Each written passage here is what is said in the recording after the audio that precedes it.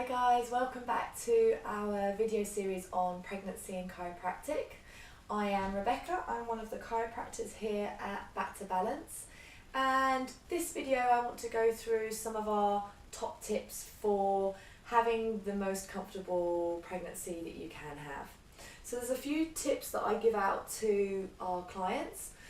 One is you want to think about your posture and the way that your body moves.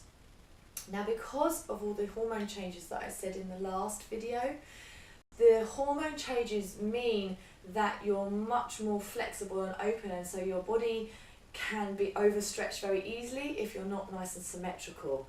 So my first top tip is make sure that you stand or sit as symmetrically as you possibly can.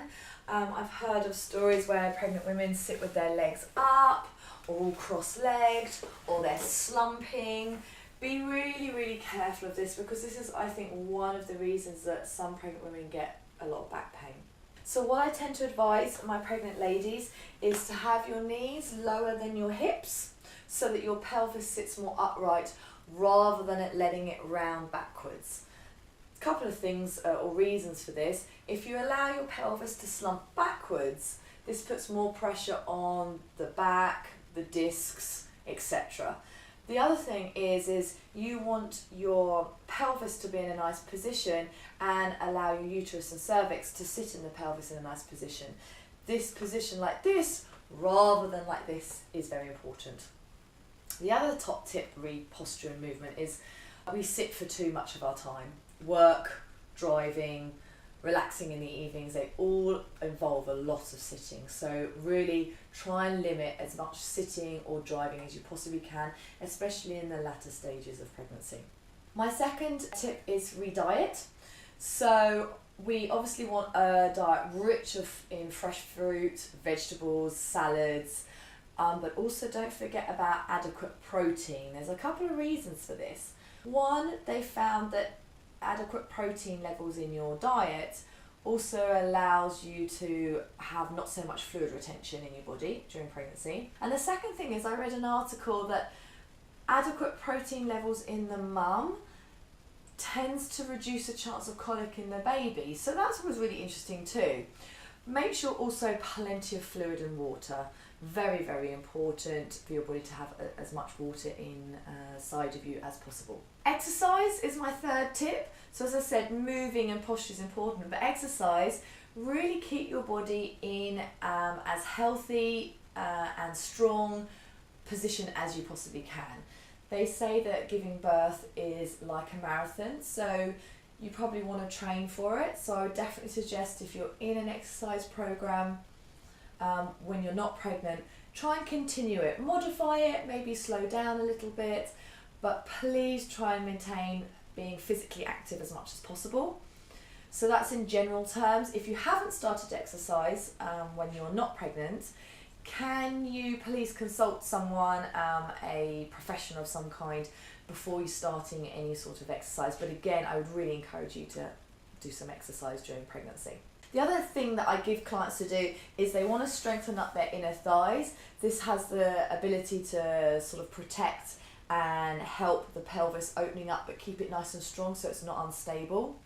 So we actually get clients to squeeze a bit of a ball between their knees to strengthen that up. And then the last thing about exercise is we want to get you doing abdominal breathing. This will help reduce chances of heartburn, constipation, but also train the abdominal muscles to get stronger too. So talk to one of your chiropractors here at Back to Balance about that. There's some definite stretches that pregnant women want to do. Again, nothing too much, maybe consult one of us before starting, but something for like the piriformis and the glute or buttock muscles. Have a check at some of our low back and pelvis stretches. We've got some playlists on our YouTube for that. Cat and camel, have a look on that.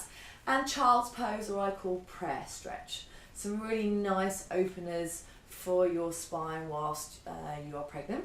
And then the last thing I want to say is about supplements. A lot of pregnant women know that they have to take supplements. The main reason, there's actually two reasons. One is our diet tends to contain less and less nutrients, not because we're eating unhealthily, I hope you're not, but because the soils are less nutritious than they used to be. But the second thing is, as I alluded to in the past videos, that your baby is taking the nutrients out of your body. So unless you're taking them in, it's going to be leaching it out of your body for the baby. So especially my top supplements would be vitamin K2 and calcium, so this is really good for bones. Vitamin D3, again, really good for bones and health. And omega-3s. Omega-3s are one of the most important supplements that I tend to recommend to all my clients, not just by pregnant women. It's great for building blocks in your body, but also to lubricate. It's also an anti-inflammatory. So many reasons that omega-3s are really, really important too. There are my 5 top tips for our pregnant clients. If you have any questions, give us a call on Brighton 20 68 68. And if you've got any questions or comments, post them below, and we will always try and get back to as many of you as possible. Take care. Bye.